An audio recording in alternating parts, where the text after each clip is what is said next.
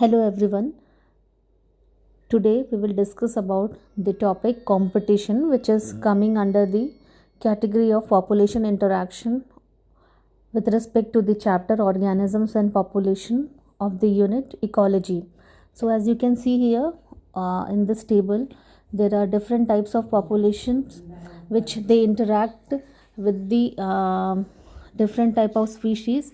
So we are taking the example of competition as a species type of population interaction in which both the species they are at the worst of getting the harm with the interaction of the species among them. So whether it's species A or it's species B, as you can see here in this table, both of them they are getting the negative impact after the interaction in the form of competition. So basically competition is an interaction between the organisms or species in which both the organisms or species they are harmed. The limited supply of at least one resource such as food, water and territory used by both can be a factor, and competition is one of many interacting biotic and abiotic factors that affect the community structure. So when Darwin spoke of the struggle for the existence and survival of the fittest in nature, he was convinced that the interspecific competition is a potent force in organic evolution. It is generally believed that competition occurs when closely related species compete for the same resources that are limiting. But this is not entirely true. Firstly, the totally unrelated species could also compete for the same resource. For instance, in some shallow South American lakes, visiting flamingos and resident fishes compete for the common food, the zooplankton in the lake. Secondly, the resources need not be limiting for the competition to occur in interference of the competition. So, the feeding efficiency of one species might be reduced due to the interfering and inhibitory presence of the other species, even if resources, that is, food and space, are abandoned.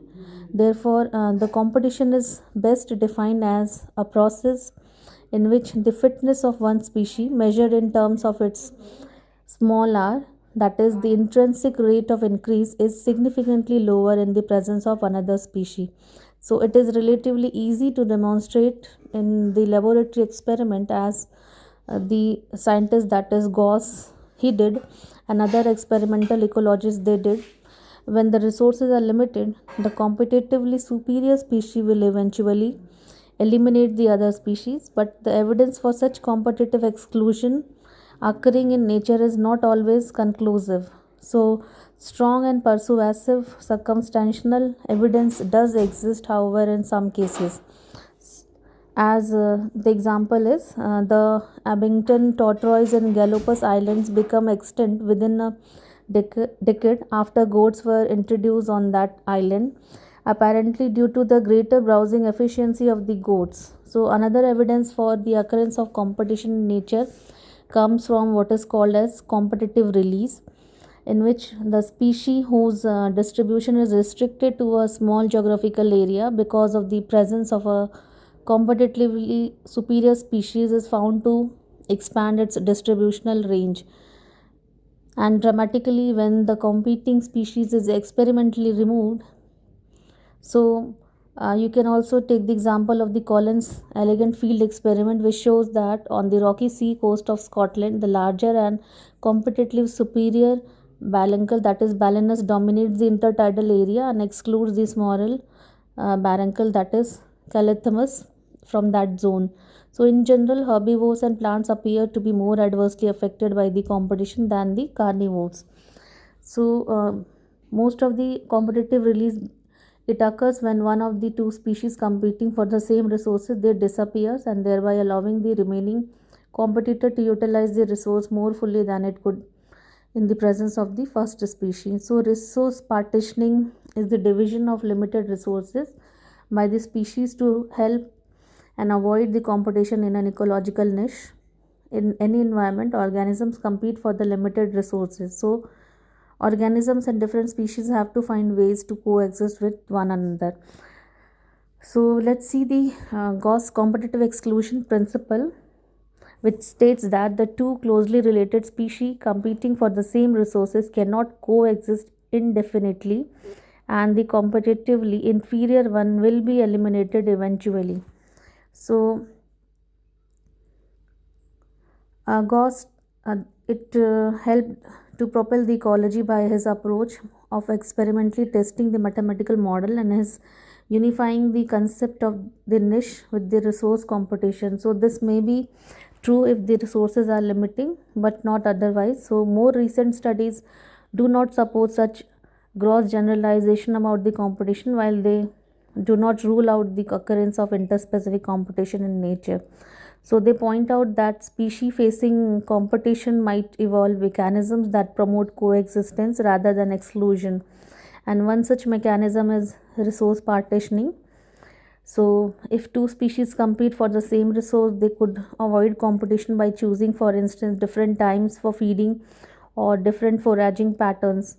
And MacArthur showed that the five closely related species of warblers living on the same tree were able to avoid competition and coexist due to the behavioral differences in their foraging activities. As you can see in this picture, the foraging activity of the different warblers, they differ because their ecological niche, they differ in the same tree, as it can be marked here and shown here. So they are having foraging height which are different from one another, and due to this they are actually you can see sharing or giving the example of the resource partitioning with respect to the Gauss competitive exclusion principle. So this was all about the competition, which is basically an interactive interaction between the different type of species in a population. Now let's see the example which is given in this table 13.1, that is population interaction with reference to the predation. So predation is basically a biological interaction where one of the species is in benefit and another one is in the harmful condition. So where one organism, that is predator, it kills and eats the another organism and it's the prey. So it is one of a family of a common feeding behavior that includes parasitism and micropredation, which usually do not kill the host, and paratiodism, which always does and eventually. So let's see what is predation. So predation is actually the obtainment of food in terms of energy, and which gradually transfers from one trophic level to the next higher trophic level, as you can see here, from primary, that is from producers, to the secondary and then tertiary level and then quaternary level of the you can see the organisms. And these numbers, they are actually being shown here to represent a food chain and the how energy it is being transferred from one trophic level to the next trophic, that is higher level in a food chain. So whatever be the condition, predation is actually the obtainment of food or a transmission of energy from one organism to another organism. So what would happen to all the energies which are fixed by the autotrophic organism if the community has no animals to eat that plants?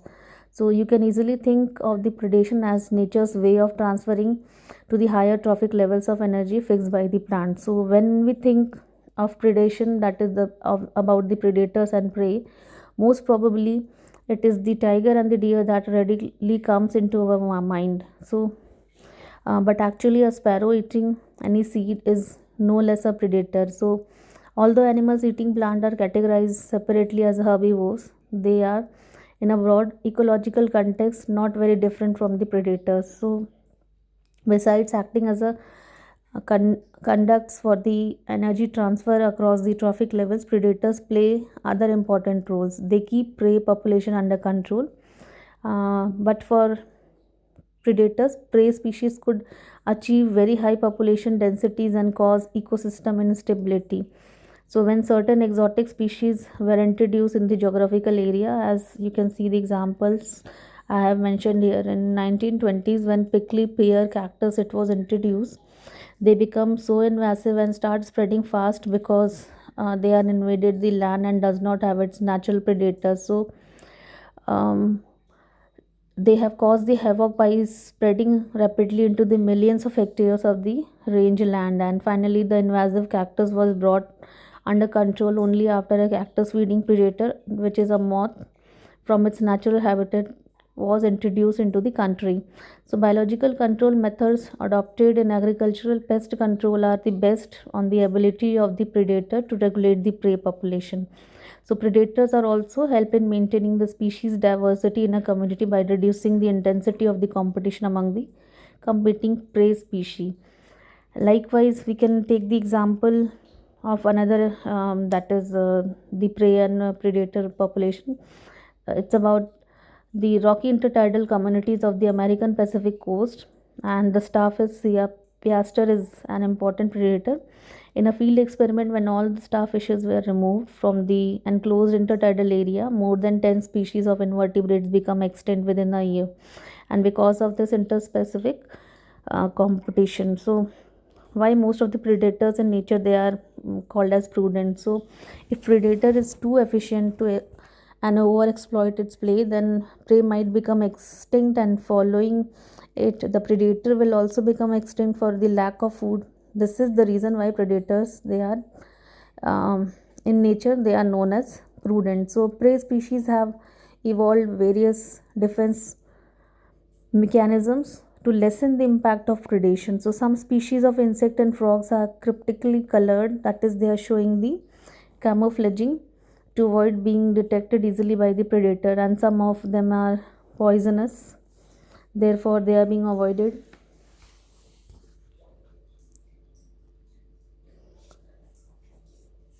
Some of them they secrete harmful chemicals. So the monarch butterfly is basically the highly distasteful to its predators, that is birds, and because of special chemical present in its body. Interestingly, the butterfly it acquires this chemical during its caterpillar stage by feeding on a poisonous weed. So for plants, herbivores are the predators. Nearly 25% of all insects are known to be the phytophagous, feeding on a plant sap and other plant parts. The problem is particularly severe for the plant because, unlike animals, they cannot run away from their predators. So, plants therefore have evolved an astonishing variety of morphological and chemical defense against the herbivores. So, it can be seen in the form of thorns in plants such as acacia and cactus, which are the most common morphological means of defense mechanism in those plants. Many plants they produce and store chemicals that make the herbivore sick when they are eaten and inhibit feeding or digestion, so disrupt its reproduction or even kill it. So most of us have seen the weed that is Calliotropis grow, which is growing in the abandoned field. So this plant it produces highly poisonous cardiac glycosides, and that is why none of the animal or cattle they browse such plants. So a wide variety of chemical substances that we extract from plants on a commercial scale, that is nicotine, the caffeine, quinine or styricinin, opium, etc., they are produced by them actually as a defense against the grazers and browsers. So it was all about the um, predation mechanism. Thank you.